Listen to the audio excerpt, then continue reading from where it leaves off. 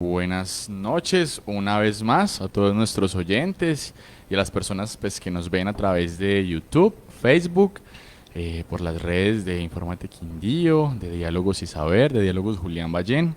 Gracias por estar siempre ahí dispuestos a sacar un rato de su tiempo para construir conocimiento y para tratar de ampliar un poco nuestros conceptos y nuestras ideas. Hoy justamente a hablar de un tema que seguramente a todos nos interesa, la idea de Dios, su relación con el mundo, con la ciencia. Vamos a hablar un poquito de todo esto y para eso tenemos a José Luis López. José Luis es teólogo, magíster en filosofía política y él es sacerdote de la diócesis de Armenia. José Luis, ¿cómo estás?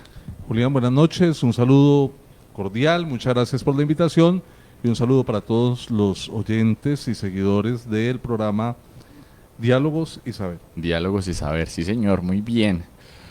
Bueno, José, digamos que la humanidad toda la vida, a través de las culturas, hemos visto que se crean ideas, eh, se podrían decir teológicas, ideas de un ser supremo que de alguna u otra forma se le aseguran las intenciones de la creación del universo que nosotros vivimos y la realidad, ¿no? Hemos visto que hemos pasado por una serie de tradiciones donde hemos pasado a través de las ideas del platonismo, luego el neoplatonismo, el cristianismo, el maquiavelismo, una cantidad digamos, de corrientes de pensamiento que tratan de explicar esa idea de creación. Tú nos puedes de pronto hacer un panorama un poco general sobre cuál ha sido la evolución de esos pensamientos que hemos tenido como humanidad, de pensar un ser supremo que creó lo que nosotros consideramos como existencia. Bueno, hay tres cosas. Primero, que toda cultura, todo pueblo tiene una creencia.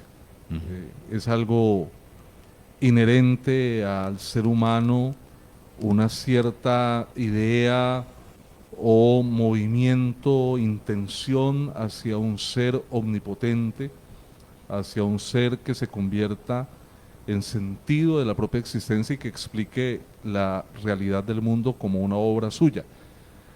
Lo segundo es el intento de entender eso a través del mito, Ok. la etapa prelógica, en que todas las culturas también han sido muy creativas en la construcción de estos relatos bellísimos, porque cuando hablamos de mito no tenemos que pensar un engaño o una mentira. Es un recurso literario muy interesante, como decía, muy creativo para tratar de entender tantas cosas que el hombre todavía no estaba en capacidad de explicarse y que lo atribuyen a través de estos relatos a fuerzas divinas, sobrenaturales, como puede ser en un primer momento la misma naturaleza, divinizada. Y luego viene un momento en que ya este deseo, este saber acerca de este ser divino se convierte en filosofía y en teología, que es donde ya se trata de depurar todas estas ideas que los mitos nos habían transmitido y quedarnos con una idea apoyada en la estricta razón, Parménides, Platón, como tú lo señalabas, donde se va superando muchas visiones antropomórficas de Dios, de pensar que Dios se parece a un ser humano y llegar a la conclusión de que es un ser muy distinto de lo que sería un ser humano.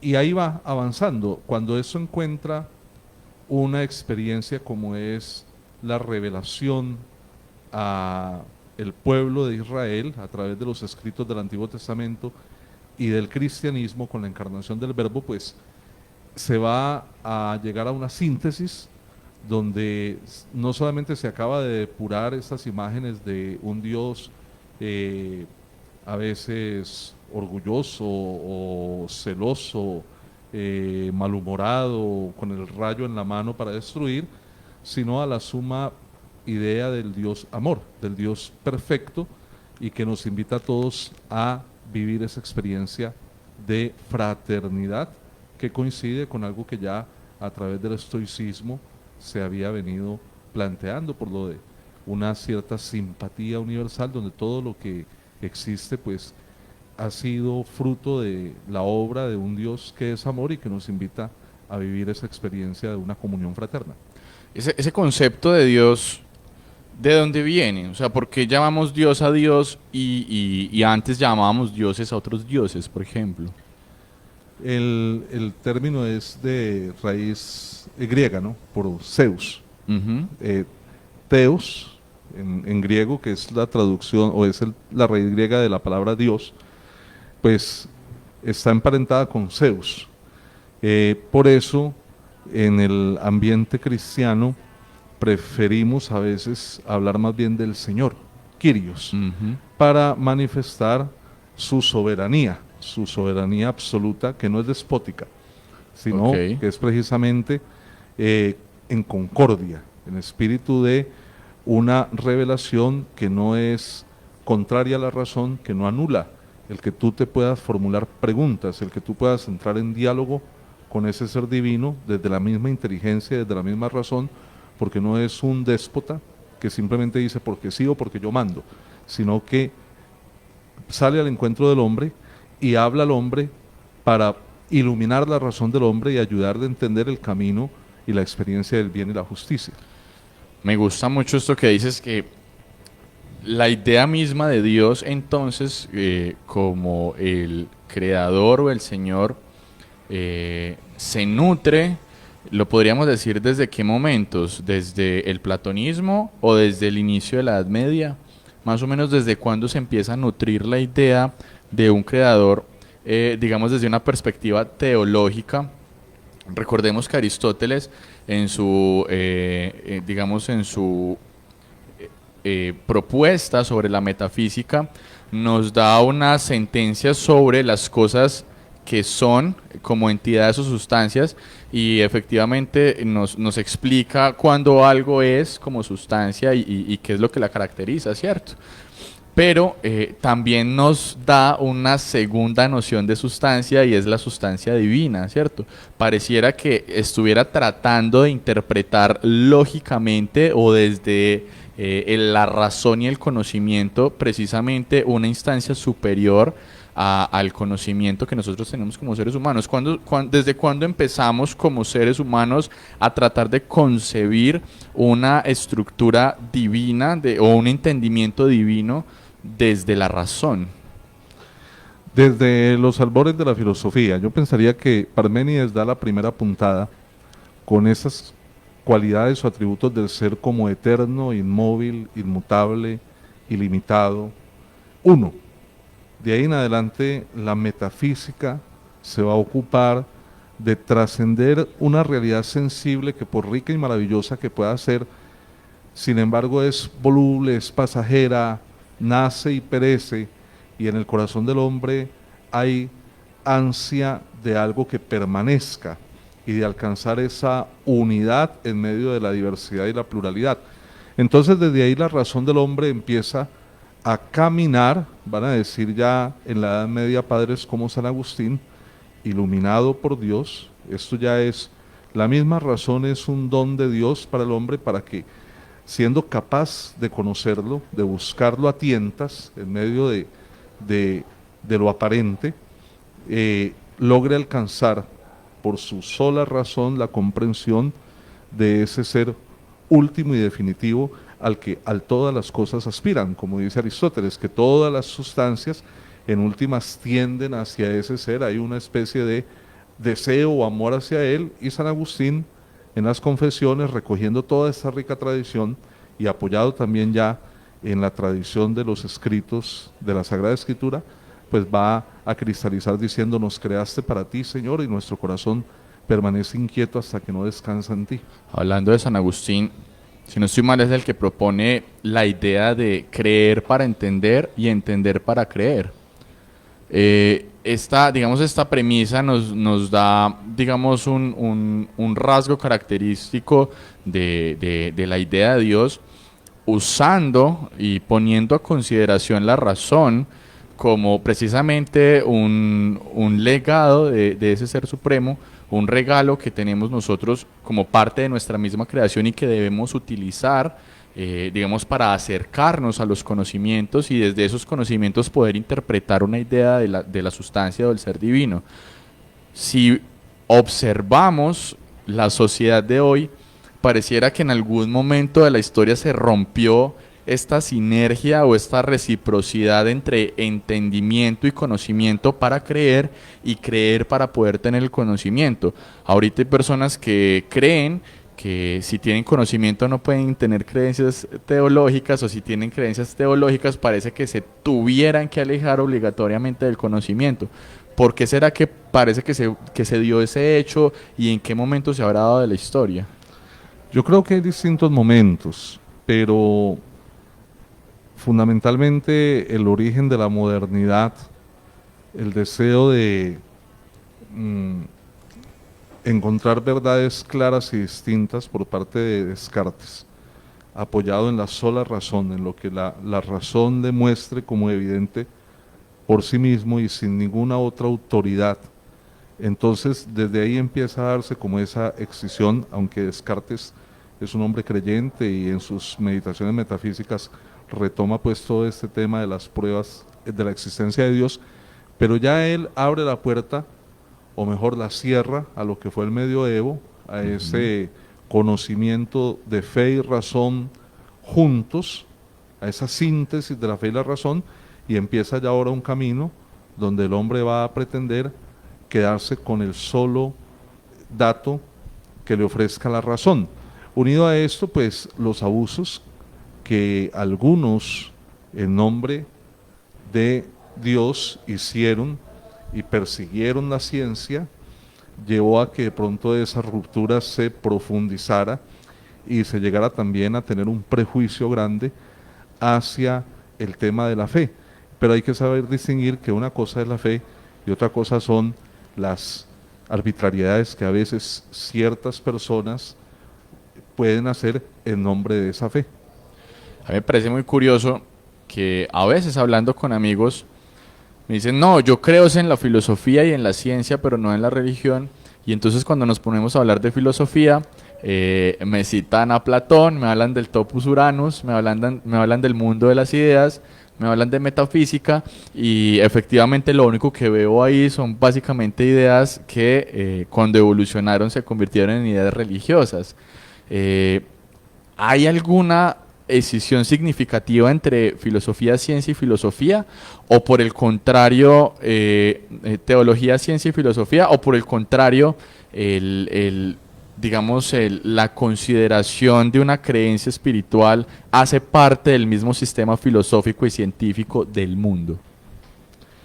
Yo creo que no existe tal decisión, lo que hay es un prejuicio, pero no existe tal decisión porque cada una de estas dimensiones expresan precisamente facetas de lo humano y específicamente de un espíritu que es racional y que por tanto es capaz de plantearse preguntas para las cuales no es suficiente ni la ciencia ni la filosofía, por el mismo carácter de su método y de su trabajo. Se pensó en el siglo de las luces que con la ciencia habíamos cogido el cielo con las manos, y resulta que la ciencia es una herramienta, como lo es también la filosofía, para ayudar al ser humano en ese camino de búsqueda, en esa aspiración por acercarse a la verdad, y la religión otro tanto. Lo que sucede es que, reitero, a partir de errores que se llegó a cometer en abuso de poder de la religión, pues llevó a que muchos hombres y mujeres tuviesen una visión más bien negativa o de desprecio hacia la experiencia religiosa, pero la experiencia religiosa bien vivida es una experiencia que enriquece profundamente la vida de todo ser humano, no solamente del fiel de a pie, sino también del filósofo, del científico, del literato, del hombre de arte. Que precisamente generan ellos y la comunidad de generar unas preguntas muy básicas que parece que han sido objeto de debate durante toda la historia de la humanidad. Preguntas como, ¿existe Dios, José Luis? ¿Existe Dios? ¿Dios necesita pruebas de su existencia? Bueno, Dios existe. Eh, no es objeto de demostración científica, Ujú. no es eh, posible focalizarlo en un microscopio o en un telescopio, pero la misma vida es expresión de una suma grandeza y de una suma belleza. Y sobre todo se necesita en el campo de la conducta del ser humano ese punto del cual o al cual se dirige el deseo de la justicia. Y ese es Dios. Si hemos de hablar de Dios en un sentido que no necesita que demostremos su existencia, porque Ujú. no tiene necesidad de nada de parte de nosotros, ni tiene necesidad que le demos gracias, ni tiene necesidad que le hagamos un culto. Somos nosotros los que necesitamos, a partir de ese ser perfecto y justísimo, para utilizar los superlativos que en la Edad Media le dieran como cualidades de él, pues necesitamos precisamente encontrar allí en él esa, ese presupuesto. Somos nosotros los que necesitamos de alguna manera buscar esas pruebas de la existencia de Dios para entender mejor lo que la realidad a través de la filosofía y de las otras ciencias nos pueden decir de sí misma. Digamos, en este sentido de, podría llamarse un sentido cientificista o empirista, donde el ser humano hemos transitado a un camino de entendimiento donde solamente aquello que merece una comprobación a través de los sentidos lo consideramos como real, cuando históricamente muchos autores han tratado de por lo menos comunicar que hay ideas que efectivamente nos exceden en lenguaje o nos exceden en una, digamos, en un discernimiento conceptual, ¿no? Ideas como la belleza, la perfección, el alma, el espíritu, Dios, todas estas ideas que a veces que parecen que se nos escaparan de las palabras, que no podemos atraparlas en palabras que son mucho más grandes que ellas. Y digamos, eh, desde la negación de esa infinitud conceptual de ciertas palabras, eh, pienso que erróneamente se ha venido trabajando la Biblia. Bueno, no sé si erróneamente, ya usted me dirá, o si es la forma correcta, como un libro de historia. La Biblia es un libro de historia, es un libro de mitología, es un libro de metáforas, es una mezcla de las tres. ¿Cómo se concibe la Biblia y por qué en muchas comunidades se hace su análisis como un libro de historia estricta cuando a veces parece que no coincidieran con la historia que tenemos aceptada socialmente por la humanidad? Como todo libro, está expuesto a interpretaciones equivocadas. Cuando en algún momento se prohibió la libre interpretación de la Biblia por parte de la Iglesia Católica de Roma, fue precisamente observando lo problemático de la libre interpretación. Y ni con la Biblia ni con ningún texto se puede someter a una libre interpretación, hay que respetar la intención del autor. A Nietzsche, por ejemplo, también el nazismo lo manipuló a su antojo Ujú. y nos entregó como resultado unos crímenes horrendos en nombre de las ideas de Nietzsche. Entonces lo mismo ha sucedido con la Biblia, un libro que lamentablemente algunos malinterpretan, y en esa mala interpretación muy superficial, muy vaga, muy básica, pues está creer que es un libro de ciencia y que el mundo no pudo ser producto de una evolución porque la Biblia dice que Dios creó en 6 días cada una de las cosas, y resulta que la Biblia no es un libro de ciencia. Otros entonces se apoyan para pensar que es un libro de historia, y la Biblia tampoco es un libro de historia, es básicamente un libro de fe. Es un escrito que recoge el sentir de la fe de una comunidad, de un pueblo, Y por eso San Agustín va a decir que la Biblia no nos dice cómo va el cielo, sino cómo se va al cielo, que es diferente.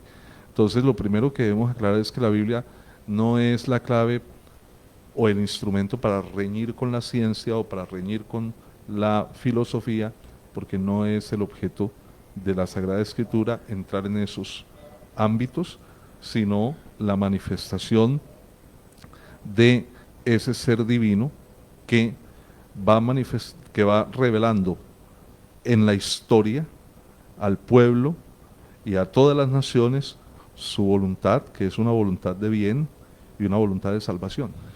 Incluso, digamos, estas perspectivas de la creación que se enuncian en la Biblia, eh, desde pequeño he pensado que tienen un claro concepto metafórico de la creación de Dios y que tiene mucha sinergia con las ideas científicas que tenemos de la creación del mundo. Entonces, toda la vida pensé que cuando decía que Dios creó en 6 días, hizo la creación en 6 días y creó la luz y vio que era buena y creó la tierra, vio que era buena, etcétera, etcétera, pues siempre pensé que más bien eran como unas metáforas de indicar que transcurrieron eones de tiempo donde pues se daban los procesos naturales, donde la tierra, por ejemplo, se iba formando a través de la terraformación que tuvo la tierra, pues a través de las explicaciones científicas, ¿cierto? Por ejemplo, estas ideas de que tomó el barro y moldeó al hombre a su imagen y semejanza. También desde pequeñito pensaba que precisamente era como una metáfora de simbolizar que venimos de la tierra, ¿cierto? Como que el ser humano deviene de la tierra y pues digamos goza de cierta fragilidad por ser de barro, eh, y dentro de esto a su imagen y semejanza, lo pensé era más bien orientado como a lo bueno, ¿cierto? Como lo creó bueno a su imagen y semejanza, no a su forma física empírica. Eh, pero para las personas que nos están escuchando y de pronto que nos están viendo, estas ideas de interpretación de la creación de la Biblia serán correctas de pronto como me las imaginaba o definitivamente no podemos pensar que nosotros venimos de un proceso evolutivo y que definitivamente nos moldearon desde el barro al hombre y a la mujer. No, es así, es metáfora, es mito, y el mito trata de expresar unas verdades de fondo, entre ellas la verdad antropológica que acabas de señalar, y es la fragilidad del ser humano. No nos hicieron ni de hierro como a Superman, ni de estaño, ni de cobre, somos barro. Eso de entrada nos dice mucho acerca de que somos seres expuestos a la fragilidad, al sufrimiento, al dolor, y que por tanto eso también nos tiene que llevar a una espiritualidad del cuidado mutuo. Yo te cuido y tú me cuidas y nos cuidamos porque conocemos y tenemos experiencia de que nos rompemos con mucha facilidad. Entonces el hecho de que se utiliza el mito hablando de que tomó polvo del suelo, pero no solamente es el polvo, sino el soplo, que es precisamente la vida, el alma, la función del movimiento, pues otorga a ese barro algo maravilloso, que es precisamente el hecho de llegar a ser un ser vivo. Muchas gracias, José. Vamos a un pequeño corto y ya volvemos. Estás escuchando Diálogos y Saber Podcast. Volvimos, espere que no veo nada. Hombre, José, hay una idea que en los tiempos de hoy a muchas personas les molesta. No sé si obedezca a unas construcciones de índole cultural para la época en la que se erigieron los escritos o tiene alguna significación metafórica en tanto a, digamos, en tanto al mensaje que pretende dar. Pero ¿cómo podemos interpretar esto de que a la mujer se la creó de la costilla de un hombre, a Eva precisamente? Bueno, hay dos relatos en el Génesis acerca de la creación de la mujer.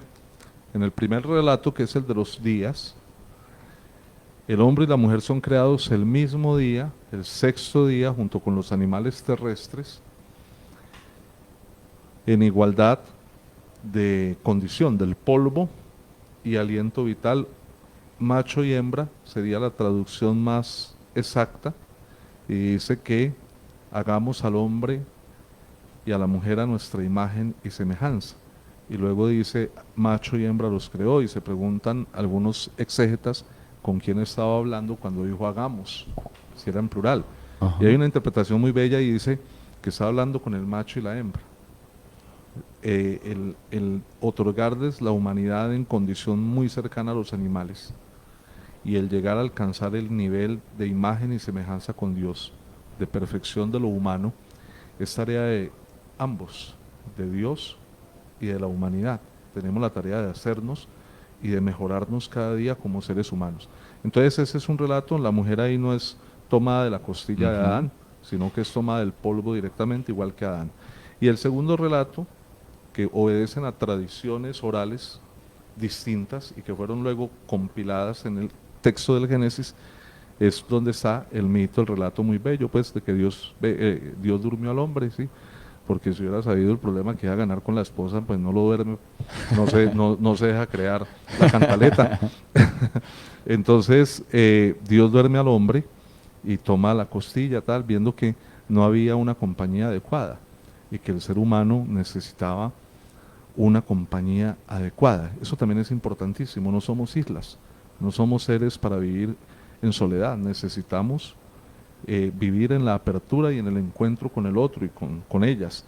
Entonces le crea a la mujer, y el hecho de que la tome de él no es un signo de que sea menos que él, al contrario, dice el texto que cuando Adán la ve, dice, esta es carne de mi carne y hueso de mis huesos. Hay una identidad entre el hombre y la mujer, y esa identidad obviamente, en buena lógica, conlleva una igualdad. Sí, si hay una identidad en la naturaleza, pues somos iguales en dignidad. Y hay otra interpretación también muy bella que hacen algunos exegetas, y es que la tomó del centro, no la tomó, si hubiera tomado de un cabello, pues estaría por encima del hombre, o de una uña del pie, sería menos para ser pisoteada por el hombre, pero si la toma del centro, se reitera esa igualdad que existe entre el hombre y la mujer. Obviamente, como muchas o la gran mayoría de culturas de la antigüedad, pues hay un predominio del patriarcado, del machismo, pero creo que en el relato, en ambos relatos del Génesis, no se ve mucho el tema de un machismo, de una visión peyorativa de la mujer. Ok. Este Dios que, como vimos, digamos, nos da la creación, garantiza que la creación tenga un devenir, porque además puede, digamos, simbolizar todo lo bueno, ¿cierto? En la actualidad, creo que algunas personas lo entienden separado de Jesucristo y del Espíritu Santo, ¿cierto? Entendiendo que pues la Trinidad es un solo, ¿cierto? Uno solo. ¿Por qué se da esta separación, o cómo podemos entender que tres cosas diferentes, bueno, tres seres diferentes en realidad sean un solo ser o un solo ente? Pues es un misterio, se llama el misterio de la Santísima Trinidad, y es algo que desborda la capacidad de la razón y la lógica y la matemática del ser humano. Se han tratado de dar explicaciones a partir de elementos, como es el fuego, porque ¿cuál es el dogma? El dogma es que son tres personas distintas pero de única naturaleza. Entonces yo suelo ejemplificarlo con el tema de una llama de fuego. Tú tomas de una misma llama de fuego, pueden salir otras dos llamas de fuego, y muchas. Pero para este caso, que es un tema trinitario, hablemos de tres. Entonces de una llama de fuego sale otra llama de fuego. Son dos llamas distintas, de hecho las vemos, pero la naturaleza es la misma. quema una como quema la otra, irradia luz una como irradia la luz otra, y ambas son fuente de calor. Y si tú las unes, no se repelen ni se rechazan porque son la misma naturaleza, que es el fuego. Entonces, así más o menos podríamos hacer una especie de caricatura de lo que sería la Santísima Trinidad. Un solo ser divino, que es luz, en tres personas distintas, pero la misma luz y la misma santidad y la misma omnipotencia y gloria. ¿Por qué la separación? Se trataba tal vez de identificar este mismo ente en un mundo fenoménico, en un mundo espiritual, en un mundo metafísico, en el logos. Tal vez, ¿será que de pronto este mismo ser trataba de intervenir en todos los estados posibles de realidad o mi interpretación está muy loca? La doctrina cristiana es que Dios es trascendente, es decir, es distinto a la naturaleza, no es inmanente, no es un panteísmo. La naturaleza, con todo lo que hay, desde las más grandes galaxias y astros hasta la hormiguita cargando la hojita, es hechura de este ser, de este artífice, y es distinto. Dios no es la hormiga ni es el sol, estos son criaturas suyas. Lo segundo es que es providente. Como un papá bueno, no solamente engendra un hijo, le comunica la vida a un nuevo ser. ¿Tú eres papá? No. No. Entonces, sino que no lo abandona. Estamos hablando en el caso de un padre responsable y un padre que ama a su hijo y que de alguna manera está comprometido hasta el tuétano con su hijo y vela porque su hijo tenga todo lo que necesita cada día. Incluso llega viejo y se encuentran en un parque casualmente, ¿te vas a tomar un café? Generalmente es el papá el que toma la iniciativa de invitar, aunque ya el hijo tenga su autonomía económica y todo eso. Entonces, en la concepción de la revelación bíblica, Dios manifiesta al hombre que no lo ha dejado solo, que sigue haciendo camino con él, respetando su libertad, porque no le altera las decisiones que tome. Y le ha revelado que es una familia, el Padre, el Hijo y el Espíritu Santo, que Dios no vive en un solipsismo, sino que no es un ser solitario, sino que es una familia. La Trinidad también, a la Trinidad es fundamental el concepto o la idea de que es familia, que es un grupo, son tres personas de un solo Dios. Así como nuestra familia somos 4, somos 5, pero somos la familia López o la familia Álvarez. Aquí mencionas algo que me parece fundamental y es el tema del libre albedrío, ¿cierto? Y esto lo quiero relacionar con la idea del pecado original.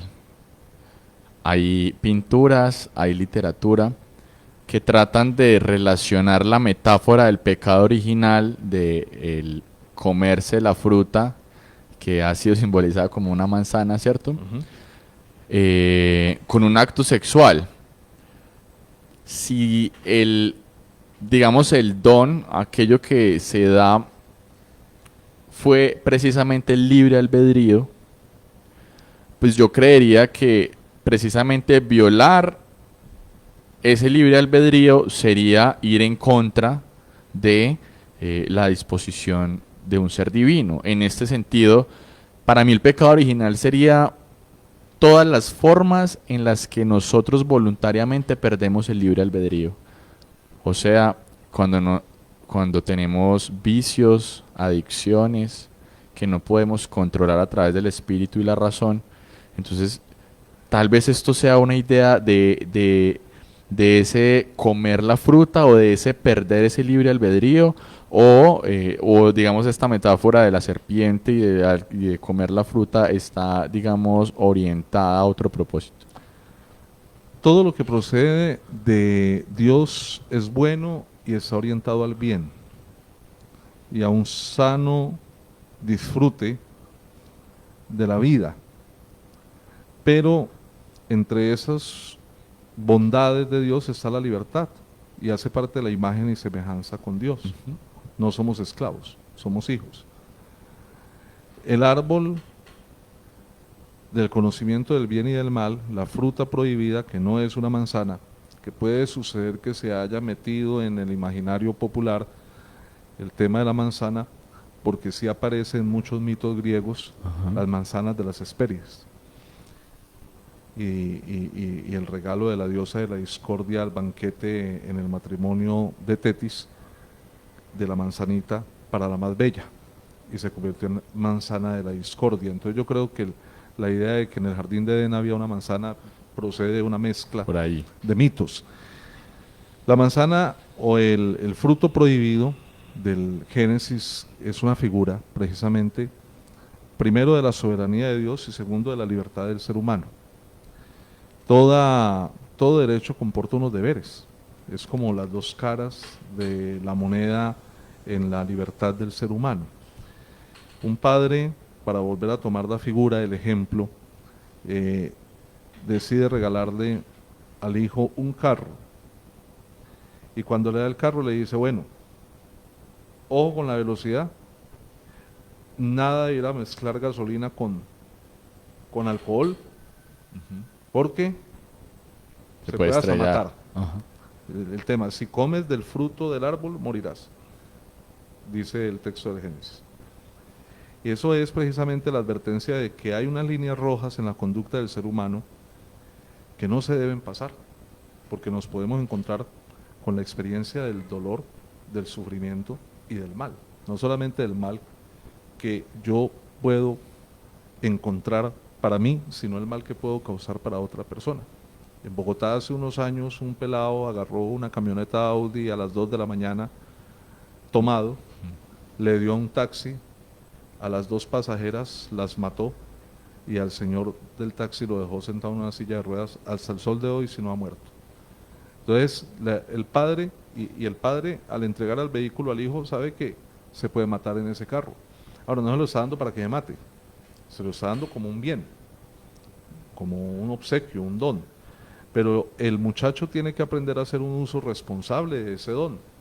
Y algunos no, como lo que pasó con ese muchacho de Bogotá, y como pasa a diario con tantos en motos, en tantas, no saben hacer un uso responsable, se montan embriagados en el carro, se matan ellos o matan a otros, y puede suceder que la mamá o la abuela o otra persona en un acto de desespero llegue y dice, usted lo mató, si usted no le hubiera dado ese carro, la culpa es suya, que es lo que muchas personas dicen, es que Dios tiene la culpa, porque si Dios existiera, pues no habría hambre, no habría injusticia, no habría crimen. No, somos libres y podemos hacer uso de la libertad. Y aquí una Para peor. mejor o para peor. Una peor. No, es que la culpa la tuvo el maligno. ¿Cómo así es eso? Existe el mal. ¿Por qué la gente le echa la culpa al mal como si fuera un señor que hace que las cosas malas pasen? Cuando dices que se encuentra con el mal, ¿es el mal, digamos, como una idea o como la ausencia de bien? ¿Cómo es ese tema ahí con el mal? Bueno, dentro de la concepción clásica cristiana no existe el mal ontológicamente como un ser al igual que Dios, pero no bueno sino malo. No, eso no existe. Lo veíamos en clase de filosofía medieval con San Agustín. Solo existe el bien, solo existe Dios, que es bueno y perfecto, y todo lo que Él ha creado es bueno y perfecto. Los ángeles, que son personas angélicas, nosotros somos personas humanas, y que no tienen tampoco ni alas, son representaciones, son espíritus, así como nosotros concebimos que tenemos un espíritu, no solamente una materia física, sino un espíritu. Este espíritu nuestro puede decidir desobedecer al Padre, que me prohíbe coger el carro embriagado y montarme y hago experiencia del mal y mato a otro. Bueno, el ángel también puede hacer experiencia del mal, y la tradición cristiana entonces concibe el tema del demonio. o el diablo. La palabra diablo es un término que significa el que divide.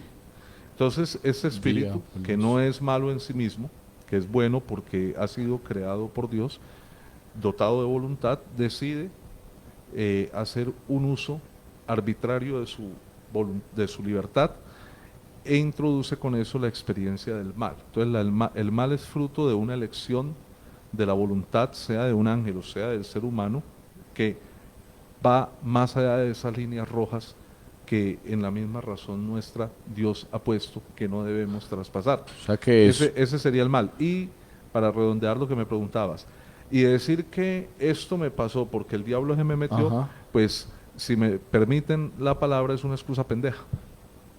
Es precisamente buscar liberarse de las responsabilidades de sus propios actos. Exactamente, es decir, echársela al que no tiene ni cómo, y está presente desde el Génesis.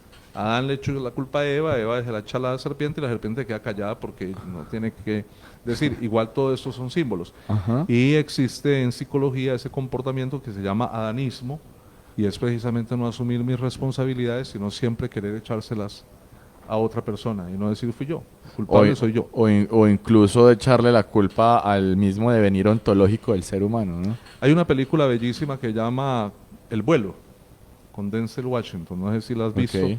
se la recomiendo, porque toda la película, gran parte de la película, él trata, junto con un pool de abogados de la empresa aérea, él es un piloto, Sí. tienen un accidente, el accidente no tiene nada que ver con el tema de que él iba, no solamente había consumido alcohol, sino también cocaína, y él todo el tiempo junto con los abogados van a tratar de negar que él estaba bajo los efectos de esas sustancias. Y finalmente él se da cuenta de que él va a seguir siendo esclavo de su propia mentira, así logren salir, y que él nunca va a ser libre. Entonces, en medio del juicio y ante el asombro de los abogados y toda la gente, él dice, yo lo hice, no solamente estaba tomado, había consumido perico, yo lo hice, yo fui el responsable. Y luego la reflexión que él hace al finalizar la película, muy bella, dice, en ese momento empecé a ser libre, Se liberó aunque realmente. estuviera en la cárcel. Para ir cerrando, José,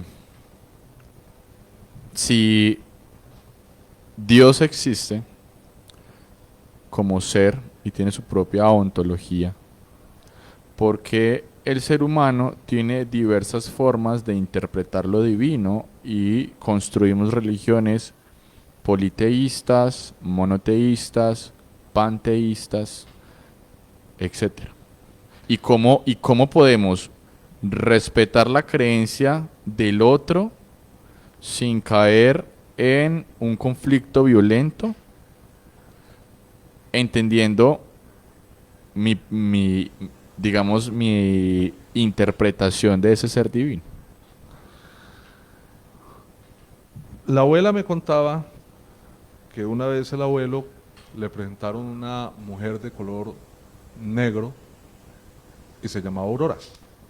Y él hizo un comentario, obviamente hoy podríamos pensar racista, pero que viene bien a lo que me estás preguntando, porque según cuentas el abuelo, en medio de las cervezas, cuando le presentaron a la negra que llamaba Aurora, le dijo, quien te puso Aurora no ha visto amanecer. Entonces, ¿a qué viene el punto? Cuando uno desconoce cómo es una realidad, uno se puede hacer muchas representaciones de esa realidad, muy distintas.